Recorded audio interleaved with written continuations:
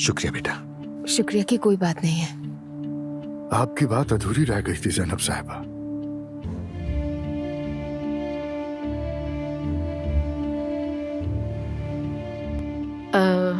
सच कहूं तो मैं अपनी बेटी की शादी के हक में नहीं थी, क्योंकि मुझे इसके फ्यूचर की बहुत फिक्र है। बिल्कुल ठीक कहा, मगर वो भी दुआ का अपना ही घर है। क्या मतलब, क्यों फिक्र हो रही है आपको फ्यूचर की?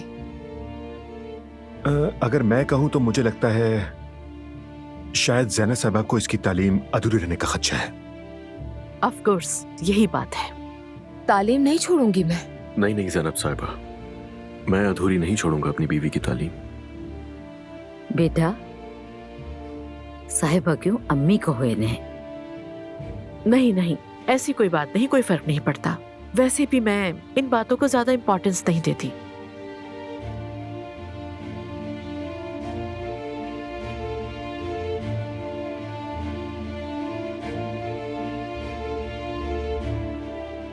अब हम और आप लोग अलग नहीं हैं,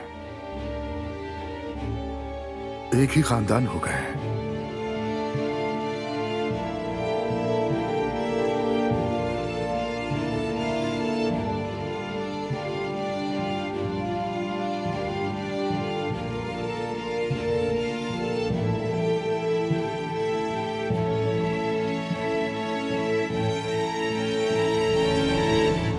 जी हाँ, वक्त के साथ साथ हम एक दूसरे को बेहतर जान लेंगे। बिल्कुल बिल्कुल, क्यों नहीं। ये आपने बहुत अच्छी बात की।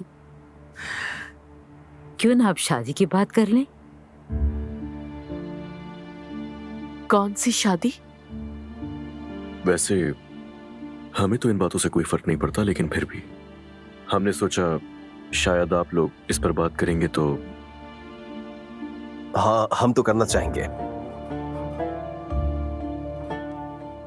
लेकिन मैं नहीं समझती कि ये सब करना जरूरी है। कोई मसला नहीं। ज़ैनब साहिबा, हमारे बेटे और आपकी बेटी ने हमसे या आपसे कोई मशवरा लिए बगैर अपना जाती फैसला किया है। हमारा काम अब इन दोनों को मंजूरी देना है।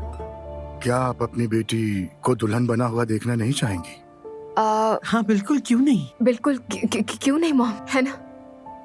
मेरी दुआ है कि अल्लाह हर माँ बाप को ये दिन देखना नसीब करे। मैं तो मुस्तफा की शादी पर बहुत ज्यादा रोई थी। भाई, आपको याद है वो शो, वो जो आपकी शादी पे किया था? अम्मी ने एक शो किया था, आंखों का तारा। वाह, क्या शो था। मेरे अम्मी अबू तो काफी नाराज हुए थे, बस इतना ही कहूंगी। वालिदैन के लिए अपने बच्चे की शादी का फैसला करना आसान नहीं होता। इस फैसले में खुशी गम एक साथ ही जुड़े होते हैं। एक शानदार शादी करते हैं, दोनों खानदान करीब आए, हम भी करीब आए, और अपने बच्चों की इस जल्दबाजी को भूल जाएं। मॉम, ठीक है, कोशिश करते हैं सब भूल सकूं।